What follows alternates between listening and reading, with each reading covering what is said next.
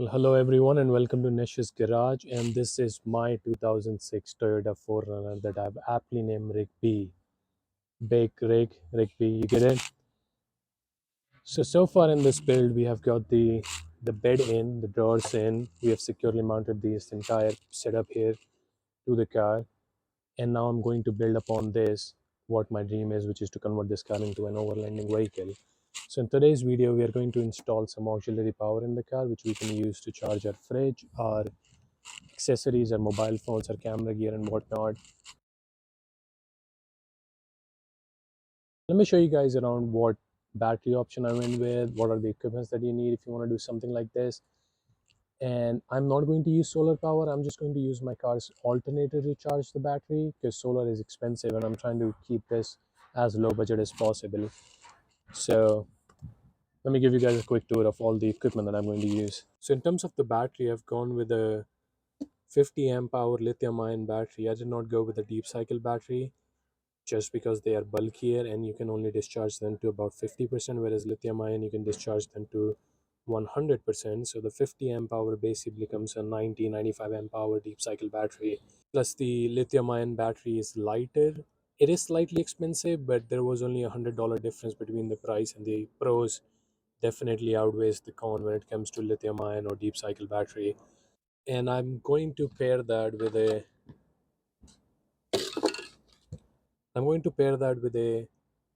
1200 watt peak pure sine wave inverter that would convert the DC power coming out of the battery into AC power.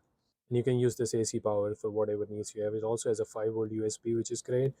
And this one especially can work with both lithium ion and lead acid batteries, so that's great news.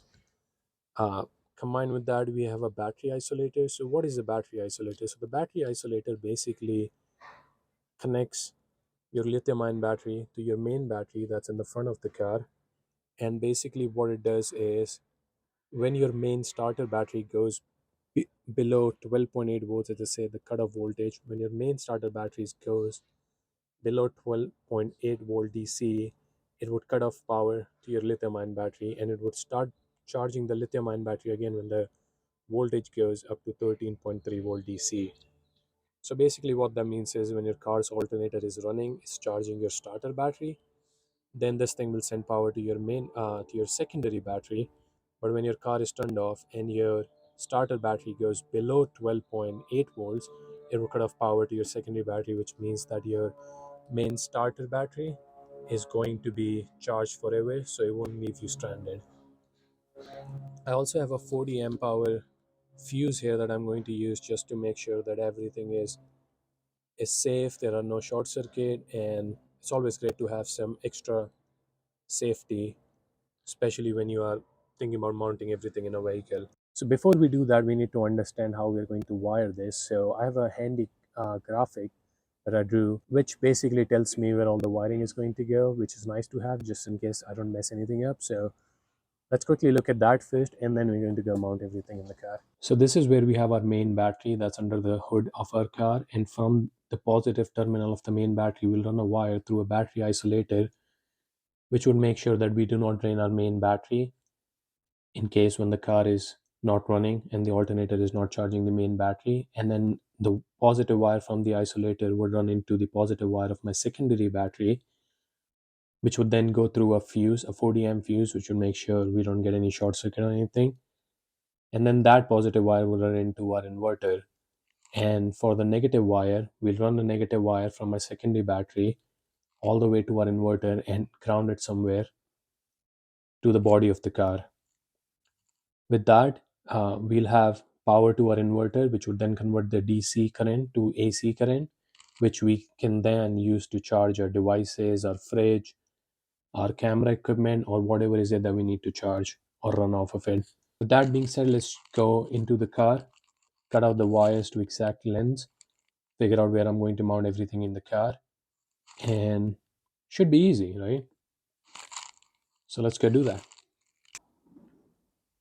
Okay, so looks like we have done it, which is shocking to me. I didn't think I would be able to do it in first try, but everything is super simple. It's just you need to connect wires through things.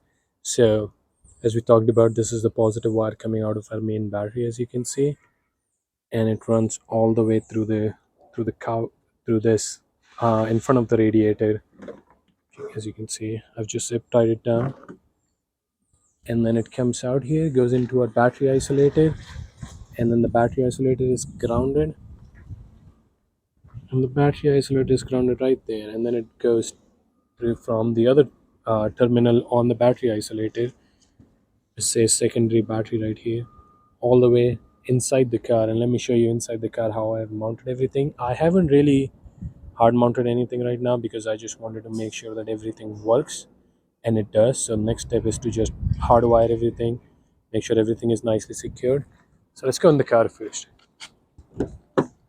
Okay, so now we're in the car. So this is the main wire coming from the battery isolator, and this is the second wire that goes into my fuse and then runs into my inverter. And this is the ground wire, which I have found an amazing place to ground it. I've sanded it down so it touches bare metal, so we have good connection. And then the other ground wire runs into our inverter. Let me show you if this works or not. As you can see, I have about 12.7 volts from just the isolator battery, and I'm using that to charge my drone batteries, as you can see. And once I turn the car on, this voltage should go up to like about 13.2 volts, because that's how much is the output of the first battery, the main starter battery. So let's go ahead and quickly turn the car on. Okay, so let's quickly turn the car on and see how it goes. Okay, that's good.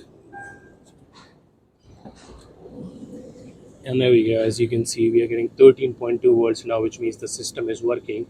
And I also used a multimeter to check if my main battery is draining, and it is not, which means the battery isolator is working too. So I'm going to go ahead and quickly clean up all of this, mount everything to this piece of plywood here, and I'll give you guys another walkthrough, and that should be good. Okay, so now we have mounted everything nice and securely to the car, as you can see. And in order to basically get power out of this inverter, you just flick this switch and boom, there you go, 12.08 volts. It's upside down, but yeah, it works. So yeah, it's pretty good. And basically you just take a cable, whatever is it that you want to plug in, simply plug it in, and there you go. We have power now. As you can see, my drone battery is charging.